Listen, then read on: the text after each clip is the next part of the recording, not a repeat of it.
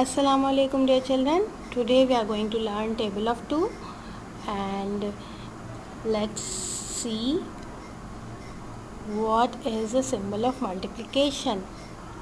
We all know that multiplication symbol is like a cross, and in tables we multiply numbers with each other.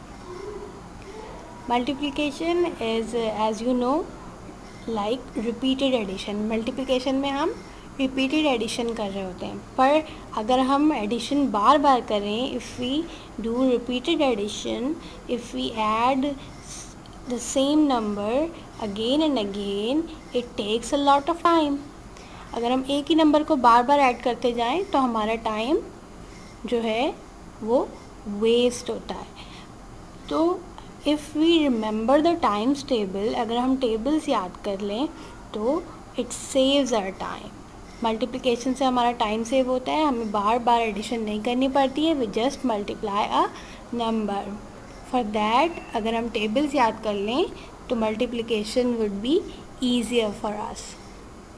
Like if we have to multiply 2 into 5, so we have to add 5 plus 5. 5 को हमें 2 times add करना होगा. अब if we keep adding 1 2 3 4 5 6 7 8 9 10, so it will take time, but if we remember the times table it would be easier. We know 2 5s are 10.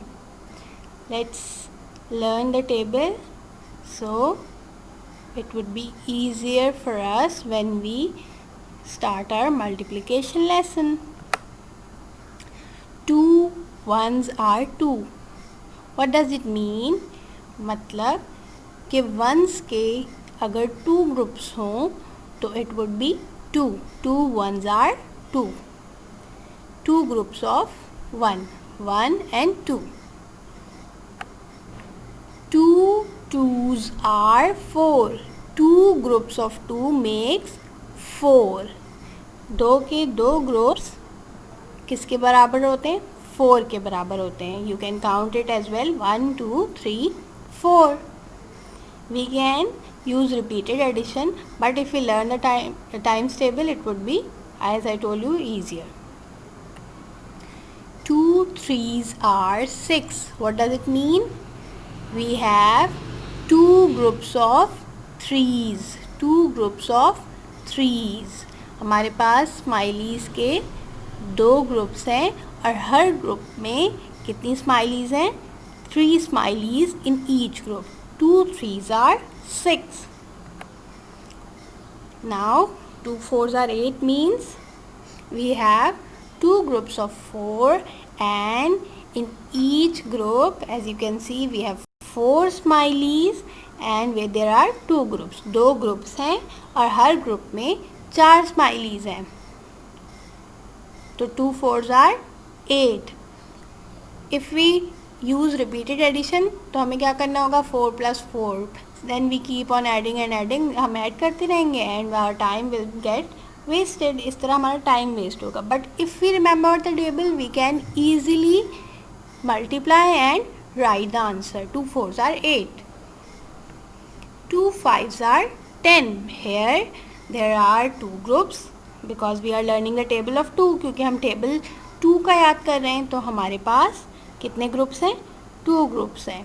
अभी हमारे पास क्योंकि हम 2 का टेबल याद कर रहे हैं तो we will have all groups of 2. जितने भी हमने आगे हम टेबल कंटिन्यू करते जाएंगे हमारे पास सब 2 ग्रुप्स होंगे, पर उनमें डिफरेंट नंबर ऑफ़ आइटम्स होंगे.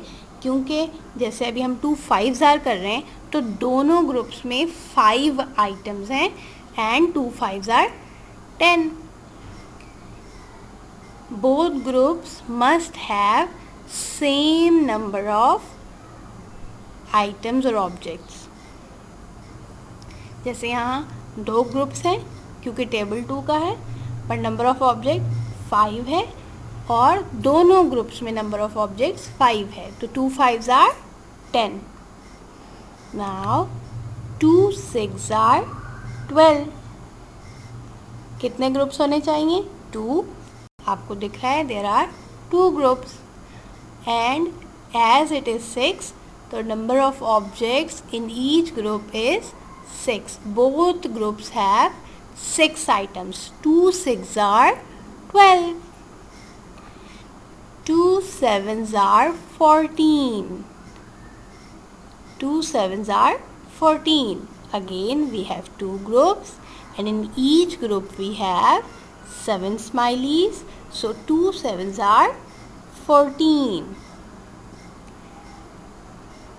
Now 2 8s are 16.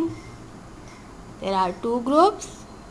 क्यों है 2 groups? क्योंकि हम अभी 2 का टेबल ही पढ़ रहे हैं. But we have 8 items in each group. दोनों ग्रुप में कितने आइटम्स हैं? 8 हैं. So 2 8s are 16. We can write it by counting. हम काउंटिंग करके भी इसे लिख सकते हैं. पर अगर हमें टेबल याद हो तो मैंने आपको बताया कि हमारा टाइम सेव होगा. तो if you learn it, it would be great for you. 2 9s are 18. अब 2 9s are 18. You can do, you can draw 2 groups. आप 2 ग्रुप्स बनाएं, उसमें 9 9 आइटम्स ईच ग्रुप में डालेंगे and then you can count and you can write the answer. But इस तरह से हमारा टाइम सेव नहीं हो पाएगा. If you learn the table you will be able to save your time. 2 9s are 18. 2 10s are 20. We can count it as well. 2 groups of 10. 1 2 3 4 5 6 7 8 9 10 11 12 13 14 15 16 17 18 19 20. As you can see, अब मैं count कर रही हूँ तो ये टाइम लग रहा है, बट अगर मुझे याद हो 2 10s are 20 तो it would be easier and quick. Let's read the table. 2 1s are 2, 2 2s are 4, 2 3s are 6, 2 4s are 8, 2 5s are 10, 2 6s are 12, 2 7s are 14, 2 8s are 16, 2 9s are 18 and 2 10s are 20. Now your home task is you have to write the table and you will have to follow the pattern that I have followed. I hope now the concept of times table is clear and it will be easier for you to learn the table. Thank you.